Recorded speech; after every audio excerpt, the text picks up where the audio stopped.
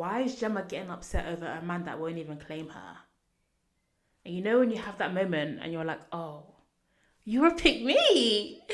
You're a pick me. When a man shows you how he's treated the next girl, use that as your guide and take heed. Safe sex, safe sex. But do I even know what a condom feels like? I think safe sex is important, but I know God is watching over me because... Hi guys, and welcome back to the Glorified Jist podcast, the podcast for those who love reality TV, popular culture, internet discourse, and maybe even a little bit of gossip. But also those who are critical thinkers and are trying to stay media literate in a world that wants us to do the complete opposite. It's been a long time since I've said that. It's been a very long time since I've said that, guys. I've been fighting for my life to bring you this podcast. Me being Janelle Asher, the host, because I'm also bad at introducing myself. Have you missed me? Because I've missed you. And I hope you've missed me even more because it's a solo episode. Don't expect anybody else. It's just me. So I hope you're happy to see me. Awkward. Guys, where have I been? So I actually gave a proper explanation in the last episode of the voice note. So if you want the full explanation, then please go into that episode. But in short, I was supposed to take 1 week off to go to Barcelona. Get to Barcelona, the first day there, my laptop breaks. She turns off, she never turns back on. So I was in a bind until I could get a laptop because I can't edit without one. I did do one or two voice note episodes, but I was using an iPad. It just wasn't like I need a laptop. Now I have a laptop, so let the record show nothing is funny until I make that money back. I'm not even going to talk about how much it was. All I'm going to say is, if you know me, if you know what I do for work, if you can find a way to, please, I need money. Subscribe to the YouTube channel. Let's get me monetized, whatever we have to do, because he's not a joke anymore, guys. But yeah, I am back, feeling good, happy to be back recording again. Looking forward to see what Glorified Jist has in store. I'm just going to stop saying see you guys next Tuesday, because that's rude anyway. And I'm just going to say see you guys on a Tuesday, because at this point, I don't know when I'm recording. I don't know when things are going to fall through. First it was a laptop, then it was, no. First it was a mic, then it was a laptop, then it was this, and it was that. So do you know what, yeah? We'll see you guys someday. You know, but what have we missed since I've been gone? We had Klay, Thompson and Megan Thee Stallion breaking up, and the whole conversation around like monogamy.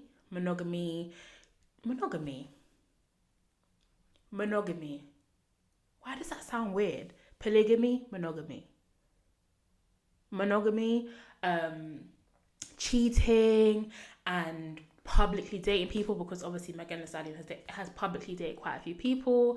We had the situation with Rihanna and Tyla, about like, I guess, respecting your elders and the people who came before you in the industry, but also like how Americans kind of feel about people who aren't American or African American. There was also the Drewski skit that came out and about Americans being upset about how British people come into the acting industry or Hollywood, whatever.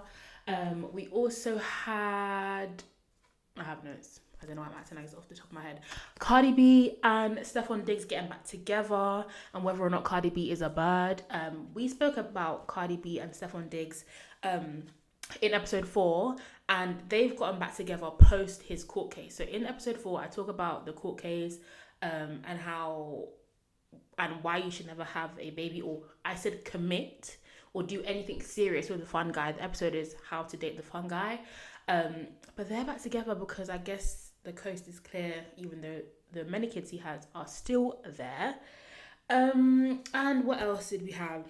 More recently, as in it's currently happening right now as I'm recording, we've got the Alhan Poet and Spec situation.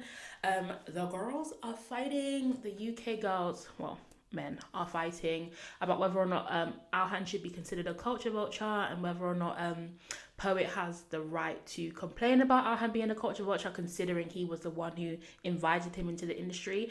There's been a lot going on, and hopefully I will not miss anything else. I am here to give you the gist of what's going on, but also the sociology side behind it to make sure we're going deeper. We don't just gist, we use our brain. But yeah, that's what's been going on. And we're going to get into some things today. But before that, guys, we have to do the pillow talk segment. I should have probably got this out before. So give me 1 second. Okay, we've got the goods. So for those of you who are new here, Pillow Talk is a section in the podcast where I give my guests a confession card that looks like this. And no, I'm not looking. And they get to release their inhibitions a bit. This podcast is called Glorified Jist, so they can give us a bit of gist, they can give us some tea, they can ask a question, they can give an opinion that maybe they had on the podcast but they didn't want to say it because they didn't want it to be attached to themselves. They can do whatever they want. They write it down, it goes away, and each episode my guest usually will pick a card at random and read them out. I have no guest today, so I'm going to read a confession myself. I don't know what these are. They're completely anonymous. I leave my guests alone to write them, so I'm not cheating. And yeah, I don't have a guest, but I still want to know what's going on. So we're going to pick one.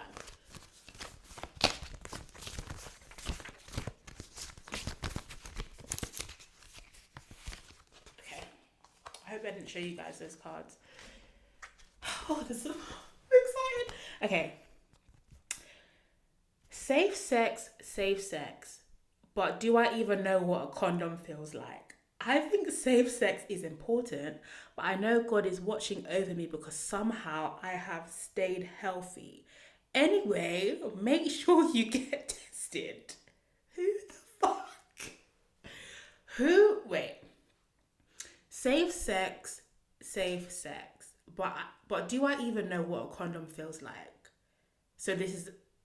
Okay, let's not. Oh, it could be a girl. I think safe sex is important, but I know God is watching over me because somehow I have stayed healthy. Anyway, make sure you get tested. So the people who are out here shagging with no condom is what I'm hearing. Should we be doing that? I don't judge, but okay. Guys, are you having safe sex? Are you a pull and pray? Are you on contraception? Do you know what? Yeah, I have been thinking recently. So I was on contraception when I was really young, like late teens to early 20s, and that shit mashed me up. Like, I had crazy acne. I gained a lot of weight. They say that contraception doesn't actually cause you to gain weight, but what I think it does is because you get so depressed on that, like if your coping mechanism for things is eating, which mine is, I feel like you eat more and you gain more weight, and that's what I think it is. But yeah, I had really bad acne. I was really depressed. I gained a lot of weight, and I was on my period all the time. I will never forget. I was on my period for 9 days. I had a 2-day break, and then I had an 11-day period. Bear in mind, the whole point of, this was the implant, so you're still supposed to have a period, but it's not supposed to make anything worse. But yeah, I reacted really badly to that. I was on that for, I want to say like a year and a half. I had to get that shit taken out, and I've got like a little scar. Anyway, this is me telling my business. But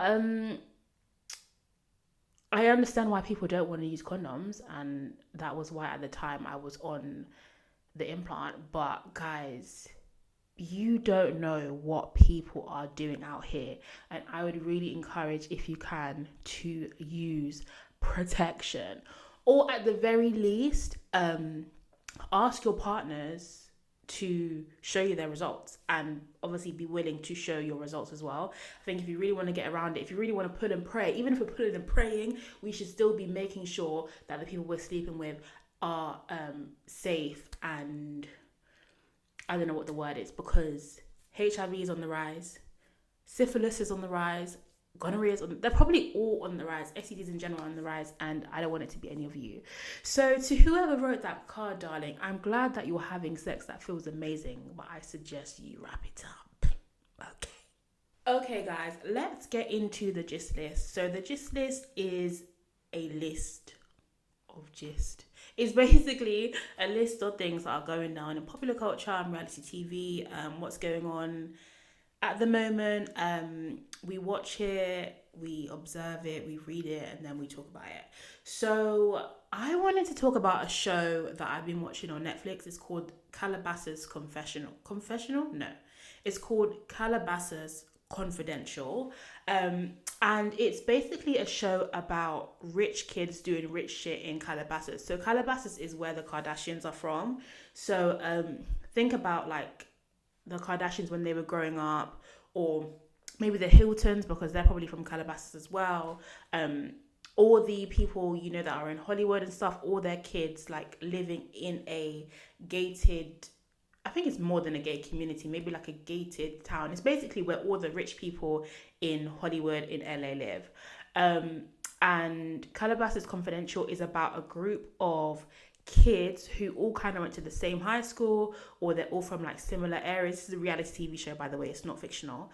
They're all from that area. They go away, they graduate high school, they go away to their colleges, or they start their careers, and now post 21, I think they're probably around like 23, 24, 25, they have come back, I guess, are like living with their parents or getting their first apartments, and it's about their dynamic as they've come back together.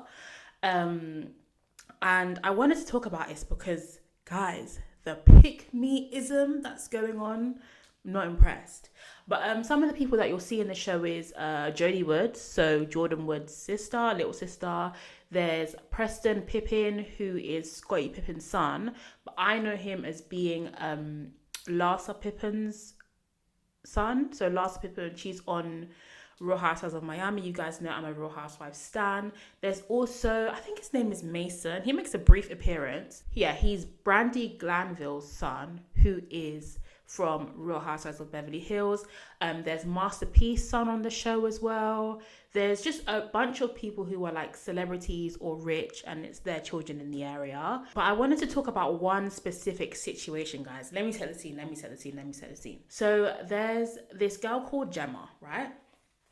And Jemma, she's a pretty girl, but I think maybe when they were in high school, she was, I won't go as far as saying she was like an ugly duckling, but maybe she wasn't like the it girl. She's South African, but white, but she looks ethnic compared to like a standard white girl. Do you know what I mean? And obviously that area, blonde, skinny, petite is like the way to go.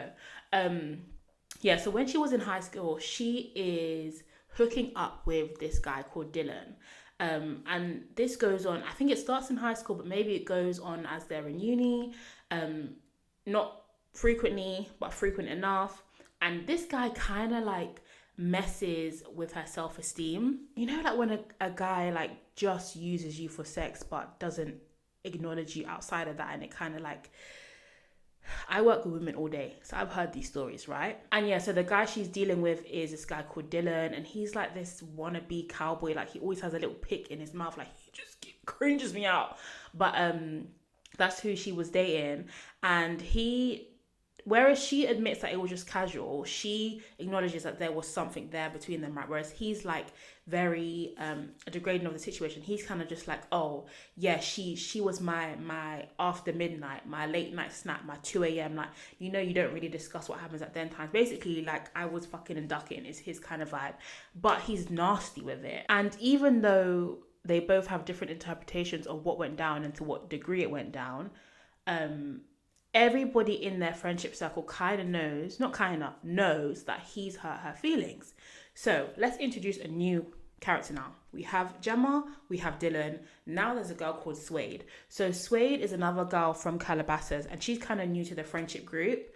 And whereas most people maybe like 22, 23, she's like 25. So she comes in on a kind of she's 24. Anyway, the vibe everyone says she's given is like big sister vibes, whatever. So there's a party, and Jemma and Dylan have a heated conversation about their past, and Dylan's not really talking to her that nicely. It's kind of getting a bit heated, and Suede is like, Jemma, you deserve better. Don't ever let a man talk to you like this. Don't ever let a man make you feel like you're not worth this and you're not worth that, blah, blah, blah. And she's like to Dylan, you should never speak to women like this, blah, blah, blah, blah, blah, blah. She's giving girls girl. Of course she's giving girls girl. Cool. So they start forming a friendship, whatever. Everything's cool. Gemma's feeling like this man ain't treating me that great, but this was a couple years ago. I've moved on. At least I've got my girls. Cool. So then there's a second party. So there's a party that happens maybe like a couple of days later. You know, these reality TV things. And Suede is at the bar. Dylan's at the bar. And Dylan starts flirting with Suede. So Dylan is flirting with Suede, and she's not giving it back per se, but she's having it. And to me, that's already too far. But whatever. She's kind of like on the line, teetering the line of like, I can say that I didn't really do anything. He was just trying to flirt with me, right? Cool. So he kind of makes it clear that he'd like to like spend time with her, saying it as a friend, but you already kind of know what vibes it's on. And she's like, yeah, whatever. She goes back to the friendship group at the same party. They're asking her, what was that conversation like? She's just like, oh, you know, Dylan, he's probably just trying to like make you feel some type of way by talking to me, and he's trying to get in between our friendship. Girl, don't worry, I'm riding for you. What am I going to say next? What am I going to say next, guys? She goes home with him. And everybody's like, what the hell's going on? And so the next day, there's a dinner between Jemma and Suede, and Preston, but he's not really relevant here. So let's just say Jemma and Suede, because I don't want you guys to get confused. And Gemma's like, I heard you went home with him, but you were saying that like you're a girl's girl and like you've got my back and you know that he's treating me like shit and he's not a good guy. What's going on? And she was like, yeah, I did go home with him, but I just gave him a ride home. Nothing happened. I would never like do anything to cross any boundaries. But then she's also kind of like, but why do you care? Like, she's kind of like, you need to man up a bit because you're making him think that you care too much. It was a bit of a dig, but I hear what she was saying in terms of like, you need to stop sweating it. Like, it was a while ago, baby, just slap pattern a little bit. Cool. So they squashed that. Cool. Time goes on, other things are happening. The group is having all of their situation, whatever. They then meet up to have a beach day. You know what these rich people in LA be doing? They just love to go to the beach. They go to the beach. Everybody's there. The whole group, all of the Calabasas confidential people are there. Dylan and Suede rock up together. So everybody's like, what's going on? What's going on? What's going on? What's going on? But they're like, okay.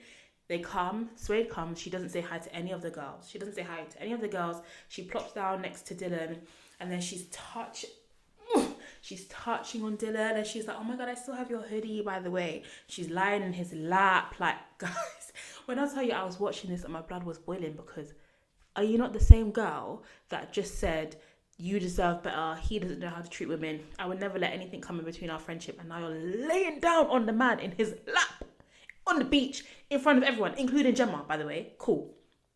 So Jemma and the girls, they separate. I guess Gemma's like kind of regulate, but obviously they've gone over that. They've separated. They're obviously chatting shit, which as the girls do, I'd be chatting shit about Suede too. So like the main girls are on one side, Suede's on this side with the boys. There's another girl who we have to introduce called Nicole. And Nicole is a mutual friend of both Jemma and Suede. She's close with Jemma and she's close with Suede. So on the beach, Nicole takes Suede aside and they have a separate conversation. And she's like, babe, what the hell are you doing? The first thing she says is, your roster is rock stars. So apparently Suede is known for dating like high A-list celebrities. Apparently she's dated Drake, she's dated Kid Cudi, I don't know how you say it, like, and a couple other people. Like, she's got some hitters on her list, right? So for you to be trying to kiss up and hug up with this little wannabe cowboy who's also your girl's old fling situation shit, whatever, she's like, babe, what are you doing? And she's also like, you've really hurt Gemma's feelings. You've literally just said that a man should treat her better than this. Now you're doing the exact same thing, and I feel like if you can do this to Jemma, you can do this to me. So then Suede goes, why is Jemma getting upset over a man that won't even claim her? And you know when you have that moment and you're like, oh, you're a pick me. You're a pick me. You're a pick me. Like, you know that moment when you think a girl's cool and you're just like, and I feel like we've all had that in real life, where you meet a girl, you're starting to become friends, like you think she's cool, and then it's like, oh, this ain't gonna last, because I know how you get down when it comes to men, and I don't get down the same way, and we probably ain't gonna click. That was the moment when obviously we realized that she was a pick me. And do you know what's so funny? As the show goes on, he ends up not being that great to Suede either. And then she ends up being like, oh, you know what? I understand why Jemma was the way she was. Like, Dylan is not a good guy and blah, blah, blah, whatever. But that is not the point. The point is that you thought you were going to be the one to change him. You thought you were better than Jemma, and you thought you were the one that's going to be able to lock him down, and he's not going to ignore you. He's not going to call you at 2 a.m. He's not going to treat you like shit. Oh my God, I forgot. Not only was he not good to Suede in the end, they went to like a, I'm going to call it a fun fair because that's what we say here, but it's not what it's called there. And he arrived with a hickey on his neck. And so then Suede is like, what's that? What's that? Because I didn't give you that. So yeah, the man don't care. Anyway, yeah, you thought you were going to be the one to change him just for him to end up treating you the same way. And my thing is, guys, have we not learned? You can never change a man. If a man, or if anyone, to be honest, is going to change, it's always going to be because they've made a decision that I want to change. You're not going to come into somebody's life and think that just your presence alone or your high self-esteem or your ego is going to be enough for them to treat you better than the next person. And another thing, when a man shows you how he's treated the next girl, use that as your guide and take heed. To me, seeing how a guy has treated another girl is the best thing that could happen for me, because if I see that you're disrespectful to women, if I see that you're like a prolific cheater, if I see that like when a woman challenges you, you get really defensive, if you're one of them guys that you always got chat for girls but you don't have chat for men, I'm gonna know I can't dibble and dabble with you, because you're just ill, you're just gross. And so for you to have live proof, for you to be friends with a girl who says, you know what, babe, he's not treated me that good, how did you end up there, and why did you think you were going to be different? Even the babe, Jemma, she was like, he made me feel like shit so much that I changed my hair color 4 times in one summer because he was so critical of me, and I just wanted to be like the girl he wanted.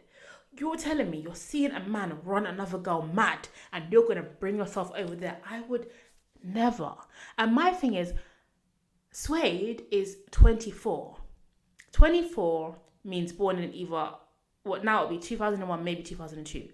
24 years old means you are Gen Z. How can you be Gen Z and be a pick-me? We've come too far. I expect pick-meism from people who are like the older millennials or older, or maybe like millennials are like reformed pick-me's, like they might have been a pick-me in their day because they didn't have as much information like when they were like late teens, early 20s and stuff, but they're not even like that. But like, I expect pick-meism from boomers, from late millennials, from, is it Gen X, all of them, the older people, I expect it from them.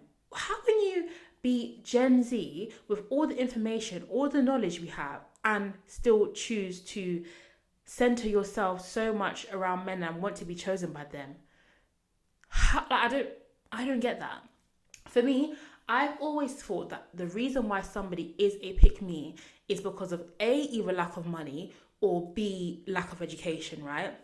Money being, if you don't have a lot of money, and I don't mean like you have to be a high earner, but I mean more like the potential of earnings. Like say if you're from like a third world country, for example, if you know that earning a decent income on your own is not possible, and for you and where you come from, you're more likely to have proximity to money and access to resources if you're with a man, then I would expect you to probably be a pick-me, because you have to do what you have to do to be chosen so that you can be in proximity to the money that usually comes through a man. Do you get what I'm saying? That I expect it from. Or I expect it from people who lack education. And I mean this in 2 ways. Lacking education in terms of, one, it could be maybe a lack of understanding of, how do I say, maybe it could be like a lack of understanding of like why internalized misogyny is so dangerous for women and for you as an individual, and maybe why like we live in a patriarchal society, and how that actively works against us as women, and maybe not having an understanding of like how far women have come and how far the women who came before us have had to work for basic human rights and to have equal rights to men in a lot of sense, even though we're not all the way there, but you know the progression. to not understand that, I would then probably expect you to be more of a pick me. The other form of lack of education, it would be like being uneducated or not educated to a high enough degree where you have like high earning potential, and you don't always have to be educated to you don't always have to be highly educated to have a high earning potential, because we're going to talk about Emma Grede for the citation, and she's someone who didn't even finish school. I think she finished school, she didn't even go to college or something, and she's one of the most successful women in the world, but like not having a high enough education to give you access to high earning potential and put you in rooms with people who show you that as a woman you can be independently successful and you don't need proximity to a man for validation. Like, you can validate yourself with your own means, of your own resources, with your own community. That is who I expect to be a pick me. So how do we have Suede, who is a 24-year-old white blonde woman living in Calabasas, probably one of the most, if not the wealthiest place in America, who has 2 million followers on Instagram, who has 300,000 subscribers on YouTube, who is definitely making bank, who has previously dated people like Drake, like Kid Cudi, and whoever else is on her roster, when basically you have the world at your fingertips? How did you land on pick-meism? How did that catch you? I don't get it. If it's not already obvious, I'm like a big feminist, and the older I get, I'm becoming even more of a feminist, and I really am pro women decentering men, centering their own experiences, their own life, their own money, that like just now that we have what we have, and now that we have the opportunity that we have as women that we haven't always had, and that I'm privileged to have as someone who is Gen Z, why would you fuck that up to be next to a man with a cowboy hat and a little pick in his mouth? He might have some money. He ain't got Drake money, sorry. Like, and I'm not saying you need to go and be with Drake either, but babe, if you've got everything at your fingertips, I don't understand how we've got here. I don't get it. Like, I don't know, guys. I honestly want a big life for myself. And I'm really trying to look in and focus on what is that going to look like for me achieving that independently. I want to date. I'm dating. And I I see partnership in my future. But, sorry, my throat. Irrespective of whether or not there's a man present in my life as I continue to get older, I'm thinking about, I need to be able to go and get this shit by myself, to the point where, lately I've been thinking I need to be so successful that if I decide I want to have children, I have the means and the resources to do it on my own. Like, I only decided I wanted kids basically yesterday, right? Like, I wasn't one of them people that's always been like, oh yeah, like I can't wait to be a mom. Or like, I was never one of the people that always thought about their wedding. Like, these are only things that I've just started to think about now, and I'm like, oh, I guess I do want these things.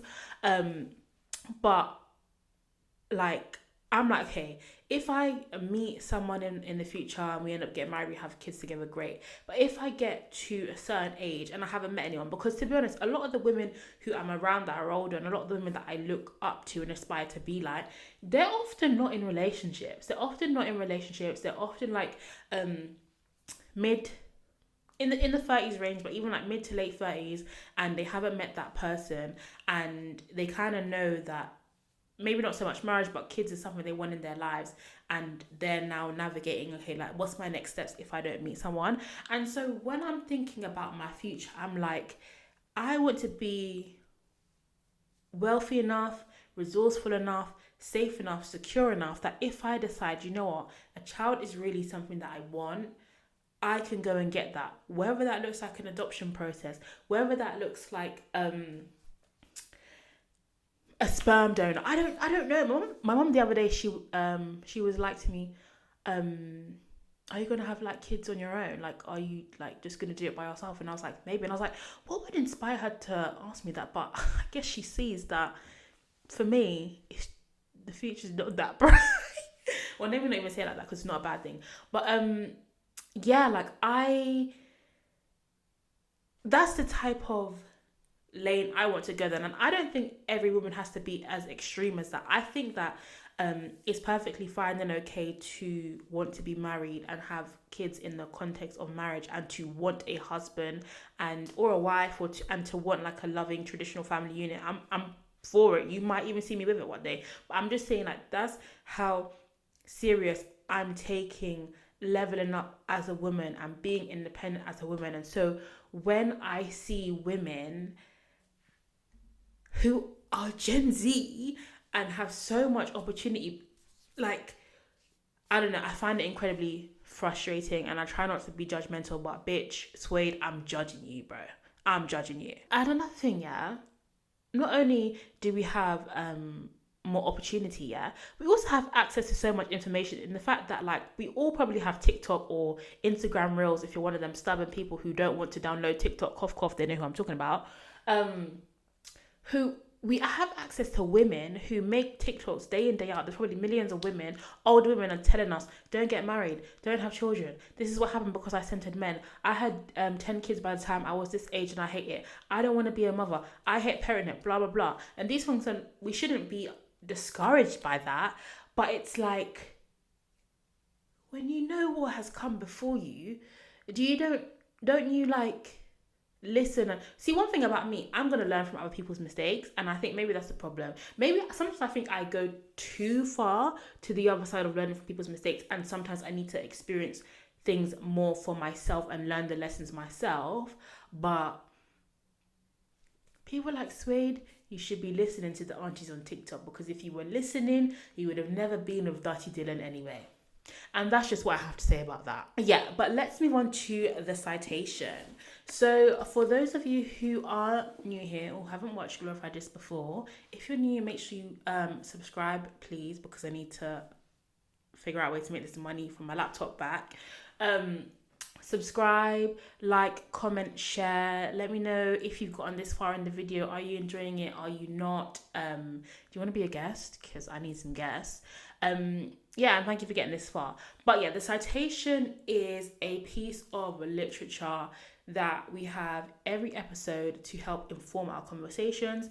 It could be a book, like I have here. It could be a Substack post. It could be an academic article. It could be a regular article, even a blog post. Anything that is well researched or thought has been put into it that can inform the conversation, rather just like think pieces and quick tweets or like bursts of information on the internet. Like, we try to break things down and have better conversations.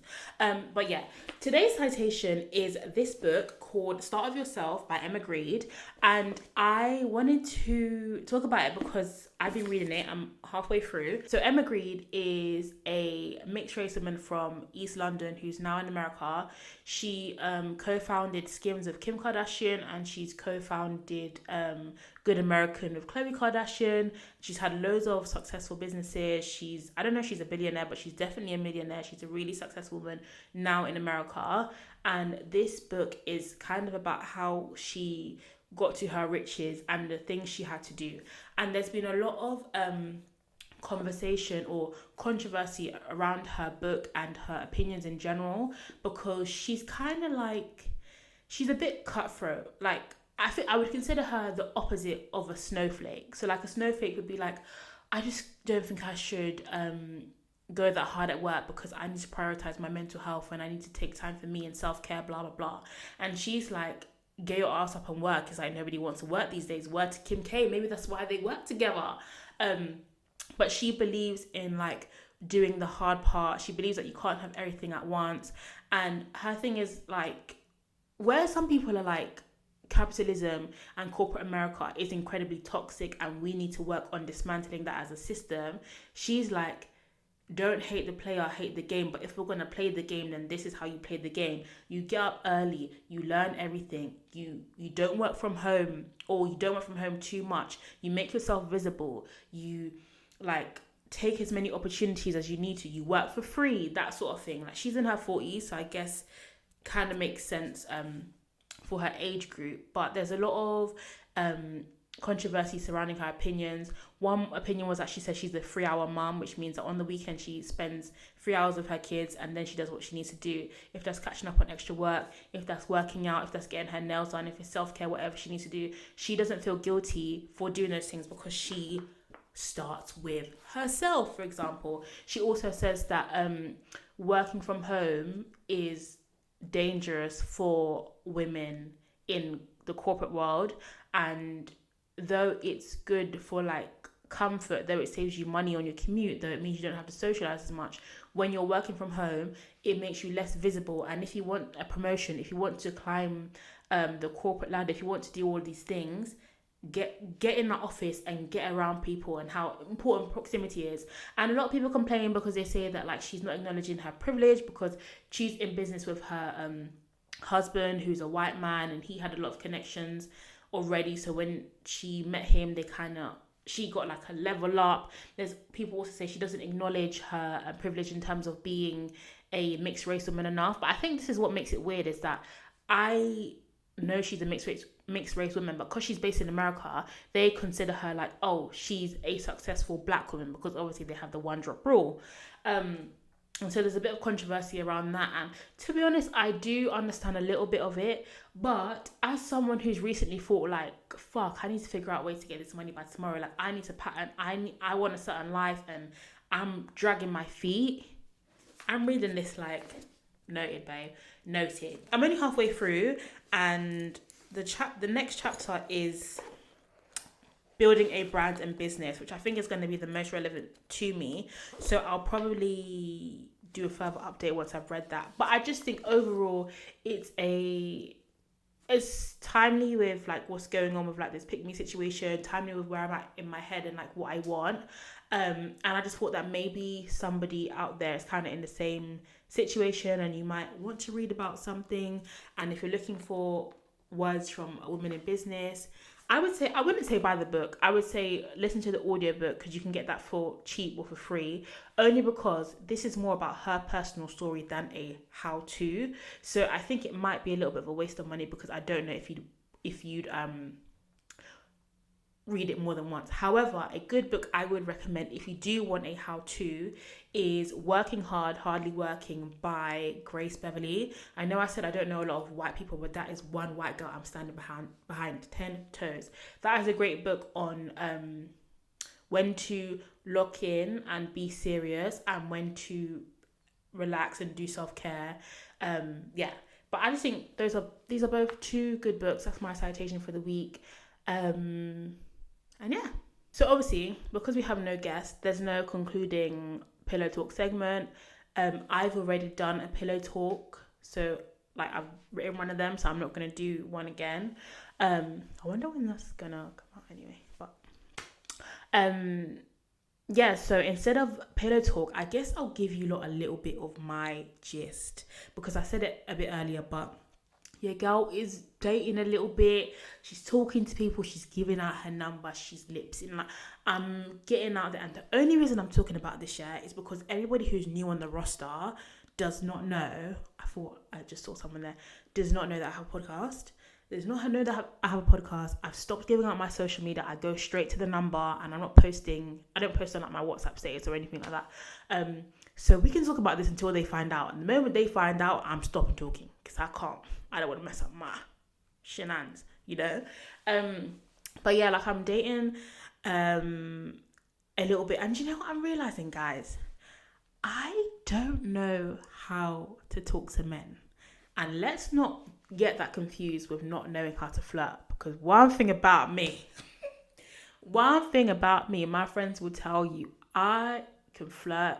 I would go up to someone that I find attractive. I would do what I need to do, yeah. It's the post-immediate interaction, post-flirting. Like, I don't speak the language of men. And I guess that makes sense because I work with just women, for example. I have so many girlfriends. Like, I only have a few guy friends, loads of cousins, nieces. Like, my world is very woman-centered, and I've been single for a long time. I've dated and stuff, but like being like in a relationship, it's been like a while, so I don't speak the language of men, and I find men very frustrating and irritating as a group of people, and I'm very quick to just be like, oh, like, just get out of my face. I'm very quick to be rude. When Queen in my last episode was saying, Janelle, you're rude, and I was like, no, I don't think so. When it comes to men, she's 100% right. I get down, I don't play, and I don't usually feel guilty about it. I'm realizing a pattern of like not giving men a lot of grace, and that actually not being like a good thing. Like I kind of always assume the worst. If you say something to me that I don't truly understand, if you're a woman, I'll be like, what do you mean by that? If you're a man, I'll be like, I just think it's funny how blocked. I live for the block button. I went through my block list the other day. I'm taking it too far. Like, I don't save numbers because I'm like, yeah, this isn't going to last. This isn't going to be like a thing. I'm very hard exterior. And at first I was like, okay, like this is just my standards. I'm very no bullshit. And even though I do think I've got quite high standards, and I am very no bullshit, I also think there's probably a little bit of rejection sensitivity in there. Because it's something that happened a long time ago, and I promised myself when that happened, I would never, ever, ever, ever, ever let anybody play with me or my time again. And I've stood by that, and I'm kind of proud of that.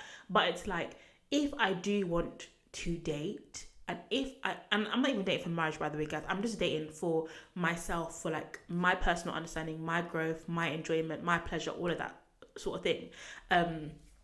If I do want to date, I have to be in community with men. I have to be around men.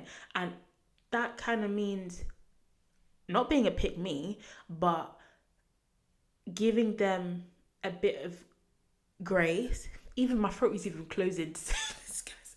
Like, being more like just trying to understand the man a bit more. And I'm struggling, man. I'm really, really, really struggling. It's so not me. Like, people have been talking, like, there's not been one person where my intuition is just not like, oh, this block. Like, I'm literally over the block button like this.